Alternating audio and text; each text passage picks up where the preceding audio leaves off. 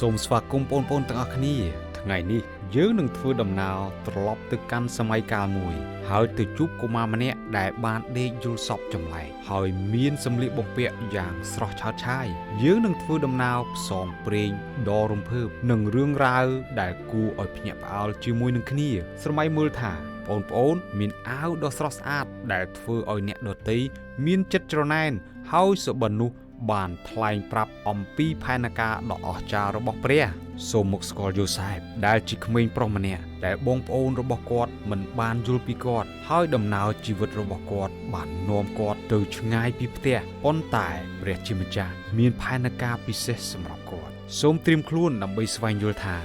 តើការច្រណែនការយល់សប្តិនិងអាវពោពេញដោយពណ៌ស្រស់ស្អាតនាំទៅដល់ដំណើរផ្សងព្រេងដ៏អស្ចារ្យដែលបងប្អូនមិនអាចបំភ្លេចបានយ៉ាងដូចម្តេចសូមជូនរឿងយូសែបយល់សប្តិនិងអាវនាំសំណាងកាលពីយូរលង់ណាស់មកហើយនៅលើទឹកដីកាណានមានបរិសម្នាក់ឈ្មោះយ៉ាកុបគាត់មានកូនប្រុស12នាក់យ៉ាកុបស្រឡាញ់យូសែបខ្លាំងជាងគេទាំងអស់ត្បិតយូសែបកើតមកនៅពេលគាត់ចាស់ជរាយ៉ាកុបបានបង្ហាញសេចក្តីស្រឡាញ់របស់គាត់ដោយឲ្យយូសែបនៅអំណោយពិសេសមួយគឺអាវដ៏ស្រស់ស្អាតមានពណ៌ឆើតឆាយ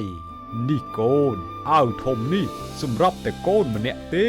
បងប្អូនរបស់យូសែបឃើញដូច្នេះក៏មានចិត្តច្រណែនពួកគេមិនអាចនិយាយពាក្យល្អជាមួយគាត់បានឡើយលោកឪពុកស្រឡាញ់យូសែបជាងពួកយើងទៅទៀតមើលអាវនោះទៅគេធ្វើខ្លួនដូចជាអង្គម្ចាស់អញ្ចឹងប៉ុន្តែយូសែបតែងតែយល់សប្តិដែលសុបិនទាំងនោះមកពីព្រះបងអើយ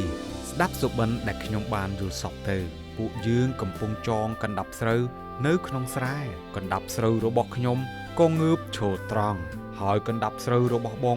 ក៏ប្រមូលគ្នាព័ទ្ធជុំវិញហើយក្រាបថ្វាយបង្គំកណ្ដាប់ស្រូវរបស់ខ្ញុំដូច្នោះឯងគិតថាឯងនឹងធ្វើជាស្ដេចរបស់យើងឬពួកបងប្អូនក៏សើចចំអកឲ្យគាត់ទាំងកំហឹងនៅក្នុងក្រសែភ្នែកមិនយូរប៉ុន្មានយូសែបក៏យល់សប្តិមួយទៀតខ្ញុំយល់សប្តិមួយទៀតហើយគឺព្រះអាទិត្យព្រះច័ន្ទនិងផ្កាយ11កំពុងក្រាបថ្វាយបង្គំខ្ញុំសូម្បីតែលោកឪពុករបស់គាត់ក៏មានការភ្ញាក់ផ្អើលដែរតើសុបិនបែបណាទៅនេះតើម្ដាយរបស់ឯងបងប្អូនរបស់ឯងនិងអញត្រូវក្រាបថ្វាយបង្គំឯងឬប៉ុន្តែយ៉ាកុបបានរក្សាសុបិននោះទុកក្នុងចិត្តរបស់គាត់ដោយឆ្ងល់ថាតើវាមានអត្ថន័យយ៉ាងណាថ្ងៃមួយយ៉ាកុបបានចាត់យូសែបឲ្យទៅមើលបងប្អូនរបស់គាត់ដែលកំពុងខ្វៀលហ្វូងសត្វនៅក្បែរស្រុកគីសែមចូលទៅមើលថាតើបងប្អូននិងជាមរបស់ឯងសុខទុក្ខសប្បាយជាទេបាទលោកឪពុកពេលដែលពួកបងប្អូនឃើញគាត់មកពីចម្ងាយឃើញអាវពណ៌ស្រស់ឆើតឆាយរបស់គាត់ភ្លឺភ្លេកនៅក្រោមពន្លឺថ្ងៃកំហឹងក៏ពេញក្នុងចិត្តរបស់ពួកគេអូ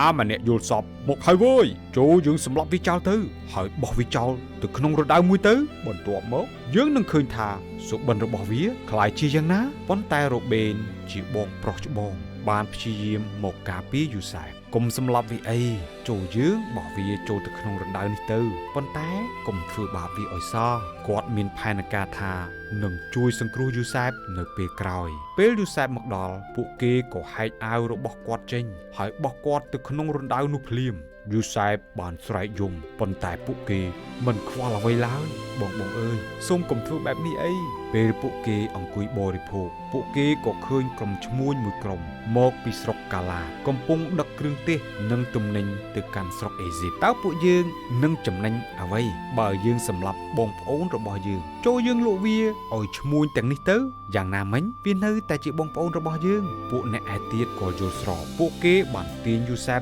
ចេញពីរណ្ដៅហើយលក់គាត់ក្នុងតម្លៃប្រាក់20ដុំពួកឈ្មួញក៏នាំគាត់ទៅស្រុកអេស៊ីបបាត់ទៅនៅពេលក្រោយរ៉ូបេនបានត្រឡប់មកវិញក៏ឃើញរណ្ដៅនោះនៅទទេតើវានោះបាត់ទៅណាហើយតើយើងនឹងប្រាប់លោកឪពុកយ៉ាងម៉េចទៅពួកបងប្អូនបានយកអាវពណ៌ស្រស់ឆើតឆាយរបស់យូសែបជ្រលក់ក្នុងឈាមពពែរួចយកទៅប្រាប់យ៉ាកុបលោកឪពុកមើលទៅពួកយើងរកឃើញរបស់នេះតើលោកឪពុកស្គាល់ទេ